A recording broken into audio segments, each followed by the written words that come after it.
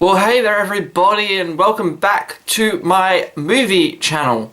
There is a slight delay between videos because I had to get a new computer so that I could edit things without fear of my computer crashing every 2 seconds. So without further ado, I'm going to get into today's video, and today's video is a video that I've been wanting to do for a while. I know everyone does this video at some point or another. Everyone who talks about movies does this video at some point. But I wanted to get mine out there and just have a discussion about it. Just, you know, put something out there and see what people think of it. So today's video, I'm going to talk about the best comic book movies ever made. This is my personal opinion of the top 10 in order. The best comic book movies, I think, that have ever been made from when they were first starting out to now. So, obviously, this isn't going to include Thor, Ragnarok, or Justice League, which I haven't seen yet because they're coming out at the end of the year. So, I'm going to get into it. Now, let's keep in mind my personal list. Everyone's going to have a different list than I will, and feel free to leave your list in the comments section below. Let's have a discussion about comic book movies that clearly we all love. So, without further ado, from 10 to 1, 1 being, I think, the best comic book movie ever made, number 10. Number 10 is the first Iron Man movie. This was a movie that kicked off the MCU. It ushered in, I think it ushered in the golden age of what we're in now, of comic book movies. We're getting, 4, 5, 6, 7 comic book movies a year. It launched the MCU, the most powerful, most profitable franchise or collection of franchises at the box office right now. It all started with Iron Man. Robert Downey Jr.'s casting as Iron Man was a stroke of genius because clearly everyone loves him as Iron Man. It reinvented his career. So, number 10, the first Iron Man movie. And now we move on to number 9. Now this is going to be a bit of a weird choice for a lot of people. I don't think a lot of people will have expected this to be on many people's lists at all. But it made my list as number 9. And I debated a lot whether or not to keep it as on this list at all. But I decided I'm going to keep it because I do enjoy this movie quite a lot. And that movie is KickAss. The first KickAss movie is just awesome. It's just flat out awesome. Chloe Grace Moretz's hit girl when she was 11 years old, swearing and just saying the most obscene shit. It's a fun movie directed by Matthew Vaughn. I haven't read the comic or the graphic novel, but I'm pretty sure it's pretty close to the source material. And not that sticking to the source material always, is a good thing. You have to change things up to adapt for the medium that you're in. But KickAss was a lot of fun, and I like that movie quite a lot. And now we move on to number 8. Number 8 on my list, a lot of people are going to think should have been a lot higher up on this list. The reason this is number 8 is because I feel like when we're talking about, the best movies of all time in any sort of category, for me, rewatchability plays a big part in that. So that's why this is number 8. And number 8 is Deadpool. Deadpool, I feel, is a movie that I really love. I think what they were able to do for $30 or $40 million production budget, taking a character that the general audience isn't really aware of, and then making it now everyone knows who Deadpool is. It was a highly successful movie. It outgrossed almost every X-Men movie, BVS, Suicide Squad. It outgrossed all of them. And it's a really fun movie, but I feel with Deadpool, what's going to hurt it in the long run, in say 10, 15, 20 years from now, is the humor is going to be a bit outdated. The humor and the jokes in Deadpool are very of the time, and I feel like in 10, 15, 20 years, they won't be as funny because they won't hit people as hard because it's not current, humor. But that being said, Deadpool is still a fantastic, enjoyable, fun movie. Number 7 on my list is Sam Raimi's Spider-Man 2. For a lot of people, for a long time, this was considered the best comic book movie ever.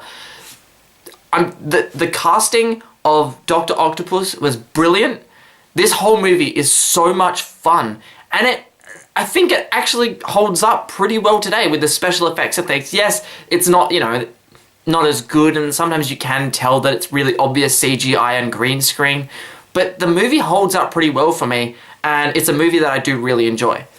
So, Spider-Man 2, it's also, I struggle to find, problems with that movie. I struggle to find things wrong with that movie, and I adore that movie so much. I had a lot of trouble because I love both the first two Raimi movies. I really do. I love Spider-Man. I actually think I like Spider-Man 1 a bit more, but it depends on which day you ask me, and so today I've decided to go with Spider-Man 2.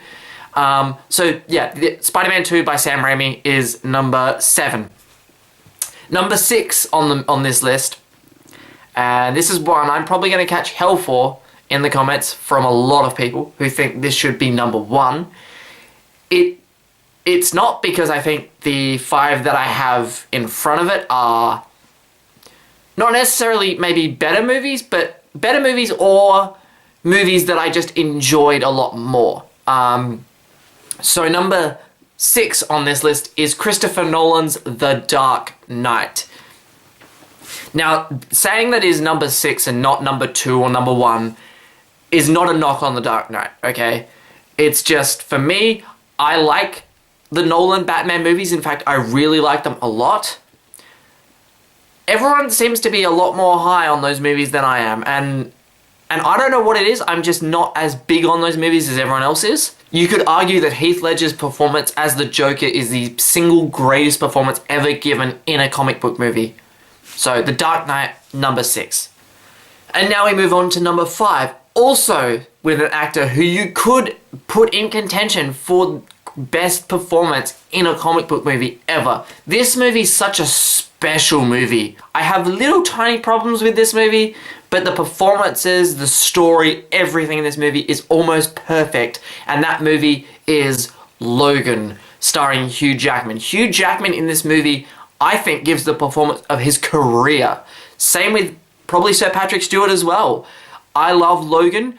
Unfortunately, I think for a lot of you, unfortunately, fortunately for me, but I don't love Logan as much as I love the next movie I'm about to talk about. And if you saw my review of the next movie I'm about to talk about, you know how much I love this movie. And this movie is Wonder Woman. Number 4 goes to Wonder Woman. Wonder Woman, to me, so far in 2017, as of the recording of this video, is the best movie of the year so far. It is my favorite movie of this year. I love this movie. Is the third act a little overblown? Yes. Did it bother me? No, not really. Does the third act drag a little bit on too long? Yes. Did it bother me? No, not really. And I'm not with a lot of other people on this, okay? I don't think the villain of Ares was underdeveloped or underused. I think from the way they set him up at the beginning of the movie, they start talking about him, to when he shows up at the end, you pretty much knew his motivations and what he was there to do. So, I really liked Wonder Woman. In fact, I didn't really like one. I loved Wonder Woman. It proved that Gal Gadot can actually act, and she's actually she brought it in that movie, man. She brought it. I might even say it's the best movie of 2017 so far. I think it's better than Logan. I do. And I'm not going to apologize for that view. If you guys have a different opinion, please let me know in the comment section below. But now we're on to the top 3 on my list. So coming in at number 3 is Captain America: The Winter Soldier. Now, this movie changed, I think, the MCU. This is the movie that I think took the MCU and really shifted it into a completely other direction. This was the movie that started the MCU's philosophy, I think, of let's make superhero movies, but let's mix it with another genre. You know, because after The Winter Soldier, you had Ant-Man, which was a heist movie. You had Doctor Strange, which was like a magical kind of movie. You had, what else did you have? You had Guardians of the Galaxy, which was your space adventure. You know, you got Spider-Man Homecoming, which is like your John Hughes, Ferris Bueller's Day Off kind of high school teenage movie. So Winter Soldier was the one that started all of that, and it is just such a well-made movie. You know, it's amazing what two sitcom directors can do with a bunch of superheroes. It's incredible. I love the Winter Soldier. Robert Redford, I think, is one of the best Marvel MCU villains. I think he's quite underrated. Everyone craps on Marvel villains, but I actually think he's probably up there with, say, Loki and maybe Red Skull, and soon to be Thanos. So now we move on to number 2.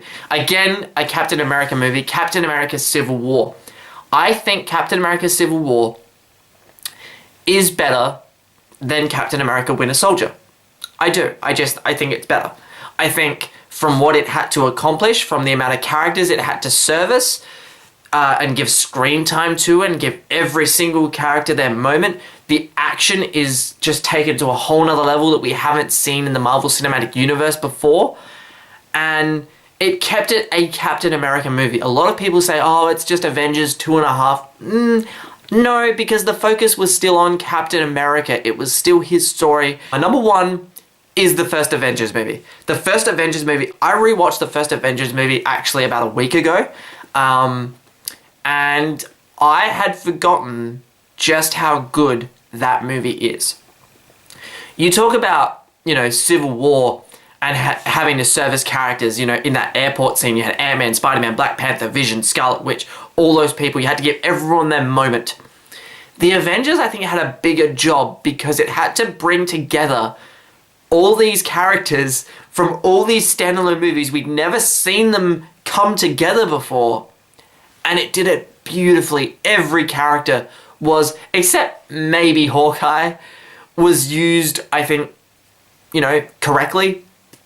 Hawkeye might be the only one that you can be like, yeah, okay, he was a little bit underused. He played a zombie for the whole thing, but really, I've never met anyone who's a diehard Hawkeye fan. So I'm not really sure how many people really cared about that.